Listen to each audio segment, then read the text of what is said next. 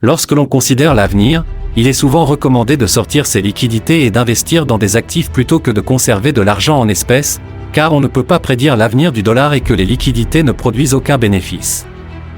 Bien que les gens aient pu considérer que l'argent liquide était roi il y a un an, il est important de comprendre que cela peut perdre de la valeur avec le temps. Je veux dire que c'est fou. Je veux dire que le cash ne produisait rien et qu'il allait perdre de la valeur avec le temps. Je sais que vous voulez toujours être sûr d'en avoir assez. C'est comme l'oxygène, vous voulez être sûr que vous n'en manquerez pas, vous savez. Mais vous n'en avez même pas un excédent dans une boîte. Juste avant de rentrer dans le vif du sujet, assurez-vous de vous abonner à la chaîne pour ne pas louper les prochaines vidéos. Quant à l'argent, nous en aurons toujours assez, mais à chaque fois que nous avons un surplus d'argent, je suis malheureux. Je veux dire, je préférerais de loin avoir de bonnes affaires que du cash, et nous avons eu une chance l'année dernière, nous sommes arrivés avec un peu plus de 40 milliards de liquide, nous en avons environ 20 milliards maintenant et nous avons eu des bénéfices, nous avons donc fait travailler beaucoup de liquidités. Et j'aime ça, mais je préfère posséder une bonne entreprise plutôt que d'avoir des liquidités. Et est-ce une couverture contre le dollar? Eh bien, on peut dire que tous les actifs sont une couverture contre le dollar, mais tout ce que vous devez savoir, c'est que le dollar ne vaudra plus rien dans 10, 20, 30 ans, je dis bien plus rien, et c'est vrai pour presque toutes les monnaies, c'est un gros problème. La question est de savoir de combien sa valeur va se déprécier, mais l'argent liquide n'est pas un endroit où vous devez investir. Pourquoi? Pourquoi le dollar ne vaudra plus rien? Parce qu'on va en imprimer plus, par rapport à la quantité de biens qui circulent. Si nous lâchons le million de dollars de cash, dans chaque foyer des États-Unis aujourd'hui, tout le monde se sent très bien, sauf les personnes qui investissent dans des choses, qui étaient libérées en dollars.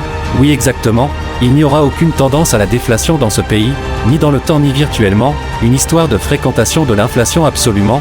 L'important est de décider ce qu'il faut pour pouvoir définir ce sur quoi vous pouvez prendre une décision intelligente, et ce qui dépasse votre capacité d'évaluation. Vous n'avez pas besoin d'avoir raison sur des milliers et des milliers de concours, vous devez seulement avoir raison pour quelques-uns.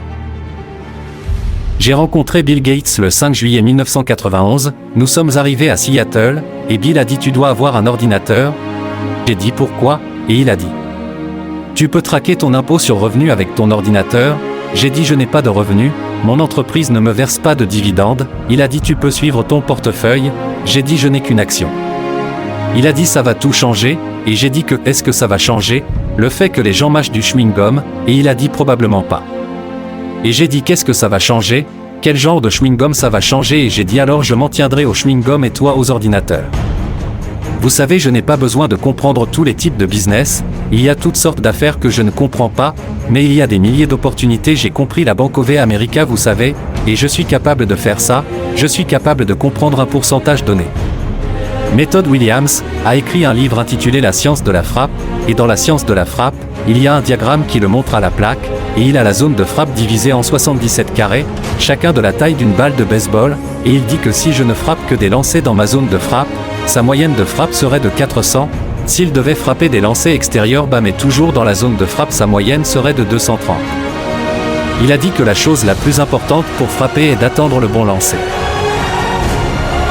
Maintenant il était désavantagé, parce que si le compte était de 1 et 2, ou de 1 et 2 ou ainsi de suite, même si la balle était en bas ou il n'était qu'à 2h30, il devait s'élancer vers elle. Dans l'investissement, il n'y a pas de strike, les gens peuvent lancer Microsoft, n'importe quelle entreprise, General Motors, et je n'ai pas besoin de me balancer et personne ne va m'appeler pour des strikes. Je n'ai droit à un strike que si je m'élance sur un lancer et que je rate, je peux donc attendre là, et regarder des milliers d'entreprises jour après jour, et seulement quand je vois quelque chose que je comprends, et dont le prix de vente me plaît, alors si je balance, si je l'ai, c'est bon, et si je le rate, c'est un strike, mais c'est un jeu extrêmement avantageux, et c'est une terrible erreur de penser que vous devez avoir une opinion sur tout, vous ne devez avoir une opinion que sur un petit nombre de choses. En fait, j'ai dit à des étudiants que lorsqu'ils sortaient de l'école, ils recevaient une carte perforée avec 20 perforations et que c'était toutes les décisions d'investissement qu'ils devaient prendre dans toute leur vie. Ils deviendraient très riches parce qu'ils réfléchiraient très sérieusement à chacune d'elles et vous n'avez pas besoin de 20 bonnes décisions pour devenir très riche. Vous savez, 4 ou 5 le feront probablement avec le temps, donc je ne m'inquiète pas trop des choses que je ne comprends pas. Si vous comprenez certaines de ces entreprises qui se développent et que vous pouvez repérer des choses, si vous pouvez repérer Amazon par exemple, je veux dire que c'est un accomplissement formidable ce que Jeff Bezos a fait et je lui tire mon chapeau, pour moi c'est un merveilleux homme d'affaires. C'est aussi un type bien, mais aurais-je pu prévoir qu'il aurait du succès et que 10 autres n'en auraient pas? Je ne suis pas assez bon pour faire ça, mais heureusement je n'ai pas à le faire. Vous savez que je n'ai pas à me faire une opinion sur Amazon et je me suis fait une opinion sur la Bank of America et je me suis fait une opinion sur Coca-Cola. Je veux dire que Coca-Cola existe depuis 1886. Il y a 1,8 milliard de portions de produits Coca-Cola vendus chaque jour. Maintenant, si vous prenez un penny et obtenez un penny supplémentaire, cela fait 18 millions de dollars par jour et 18 millions fois 365, ça fait 6 milliards 570 millions de dollars. Donc annuellement 6 milliards 570 millions de dollars à partir d'un penny. Pensez-vous que Coca-Cola vaut un penny de plus que José Cola? Je pense que oui. Et j'ai environ 127 ans d'histoire qui l'indique, c'est donc le genre de décision que j'aime prendre. Et vous avez peut-être un domaine d'expertise totalement différent du mien et probablement beaucoup plus à jour. En ce qui concerne le type d'entreprise dont nous parlons, et vous pouvez devenir très riche si vous comprenez juste quelques-unes d'entre elles et comprenez leur avenir.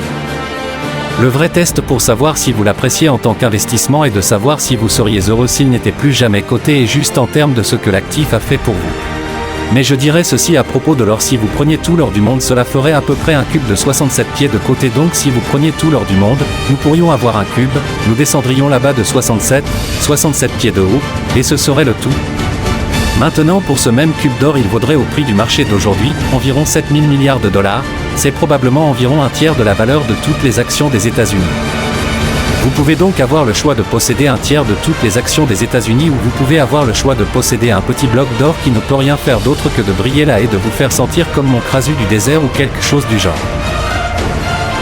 Maintenant, pour 7 000 milliards de dollars, il y a environ 1 milliard d'acres de terres agricoles, aux États-Unis, sont évalués à environ 2,5 millions de dollars, c'est environ la moitié des terres agricoles du continent américain. Vous pourriez avoir toutes les terres agricoles des États-Unis, vous pourriez avoir environ cette ExxonMobil et vous pourriez avoir 1 milliard de dollars d'argent à portée de main. Et si vous m'offrez le choix de regarder un cube d'or de 67 pieds de côté, et de le regarder toute la journée, vous savez, je le touche, je le caresse de temps en temps, en disant fais quelque chose pour moi, et il dit je ne fais rien, je me contente de rester là et faire jolier. L'alternative à cela était d'avoir toutes les terres agricoles du pays, le coton, le maïs, le soja, cette action mobile pensée Y, et 1 milliard de dollars d'argent à portée de main. Vous savez, il me traite peut-être de fou, mais je vais prendre les terres agricoles ou ExxonMobil. Quel est votre conseil à propos du fait que vous ne pouvez pas constamment rester assis là et attendre oh ça va monter alors je l'avais monté ça? Nous ne pensons même pas à cela, ce à quoi nous pensons c'est à combien elle se vend, combien nous pensons qu'elle vaut. Lorsque nous l'avons achetée à 35 milliards, effectivement j'ai estimé que la société valait probablement au moins 100 milliards. Comment en avez-vous eu connaissance? Comment trouver des choses comme Petrochena? Je me suis assis dans mon bureau et j'ai lu un rapport annuel qui heureusement était en anglais et qui décrivait une très bonne entreprise et parlait des réserves de pétrole, du raffinage des produits chimiques et de tout le reste. Je me suis assis, j'ai lu le rapport, et je me suis dit que cette société valait environ 100 milliards. Maintenant, je n'ai pas regardé le prix en premier, regarde d'abord l'entreprise et j'essaie de comprendre ce qu'elle vaut, parce que si je regarde d'abord le prix, je vais être influencé par cela. Donc je regarde d'abord l'entreprise, j'essaie de l'évaluer, je regarde le prix, et si le prix est bien inférieur à ce que je viens d'évaluer, je vais l'acheter. Et comment l'évaluer? Eh bien, c'est là toute l'astuce. Toutes sortes de choses peuvent se produire, mais si vous avez du talent vous-même et que vous avez maximisé votre talent, vous avez un atout formidable, et cela ne veut pas dire que tout le monde doit aller à l'université, mais cela veut dire que vous devez trouver tous les moyens de vous améliorer. Les compétences en communication sont extrêmement importantes. Je veux dire, j'ai suivi un cours de Dale Carnegie, pour lequel j'ai payé 100 $ et qui valait un diplôme universitaire dû. Moi je le croyais, peut-être que cette interview fera naître beaucoup de bons rires. Si vous avez aimé cette vidéo, vous pouvez cliquer sur le bouton j'aime et vous abonner à la chaîne.